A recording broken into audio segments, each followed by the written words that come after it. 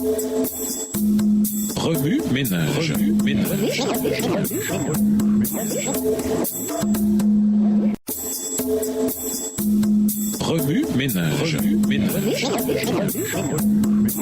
Bienvenue à notre émission Remue ménage. Voilà la leçon de dimanche, intérioriser le choix désintéressé de Paul. Dans le contexte qui précède immédiatement notre passage, Philippiens 1, les versets 15 à 18, l'apôtre se réjouit parce que l'évangile est prêché. Il se rend compte que certains prêchent par ambition et gain égoïste et d'autres par bonne volonté et amour. Néanmoins, que leurs intentions soient inavouables ou sincères. L'important est que le Christ est prêché et à cause de cela, il se réjouit. Philippiens 1, verset 18. Au verset 20, l'apôtre décrit son attente et son espérance. En effet, selon ce que j'attends et que j'espère vivement, je n'aurai aucune raison d'être honteux. Au contraire, maintenant, comme toujours, avec une pleine assurance, je manifesterai la grandeur du Christ pour tout mon être, soit en vivant, soit en mourant. L'apôtre explique ensuite, car pour moi, la vie, c'est le Christ et la mort est un gain, au verset 21. Paul comprend que s'il continue à vivre pour le Christ dans la chair, il pourra poursuivre son travail et porter davantage de fruits, au verset 22. En revanche, s'il meurt, il pourra enfin se reposer du fardeau de ses travaux, voir Apocalypse 14, verset 13, et dans la mort, glorifier Dieu.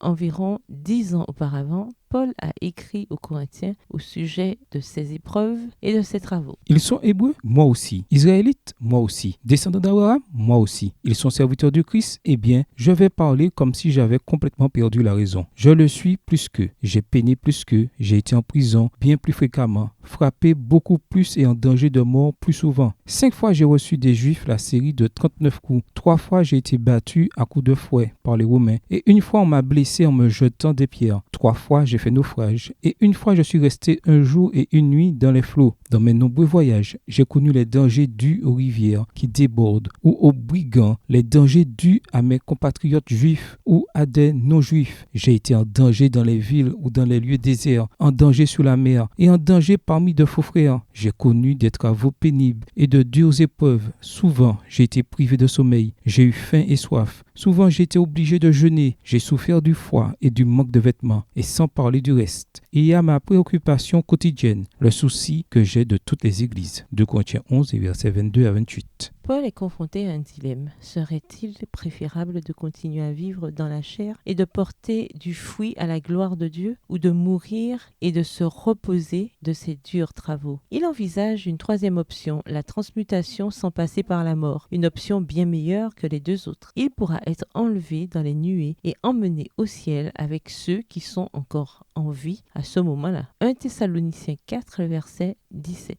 Mais Paul n'est pas égoïste. C'est pourquoi il écrit qu'il est plus utile pour les Philippiens qu'ils continuent à vivre. Philippiens 1, verset 24. Comme je suis certain de cela, je sais que je resterai, que je demeurerai avec vous tous pour vous aider à progresser et à être joyeux dans la foi. Ainsi, quand je me retrouverai auprès de vous, vous aurez grâce à moi, d'autant plus sujet d'être fiers dans la communion avec Jésus-Christ. Les versets 25 et 26. Remue ménage, revenez à votre texte écrit et étudiez le passage. Encerclez les mots ou expressions ou idées répétées. Soulignez les mots ou expressions qui sont importants et qui signifient quelque chose pour vous. Reliez par une flèche les mots ou expressions aux autres mots ou expressions associés ou connexes. Quels éclairages particuliers vos notes semblent-elles indiquer dans l'ensemble? Mémorisez votre verset préféré tiré de Philippiens 1, les versets 19 à 26. Écrivez-le plusieurs fois pour vous le rappeler plus facilement. Comment pouvons-nous calibrer les valeurs de notre vie afin d'aborder les questions de vie et de mort comme Paul l'a fait? La vie de Paul gravitait autour de la prédication de l'Évangile. Et vous, autour de quel but gravite votre vie? Au revoir. Et à demain si Dieu veut.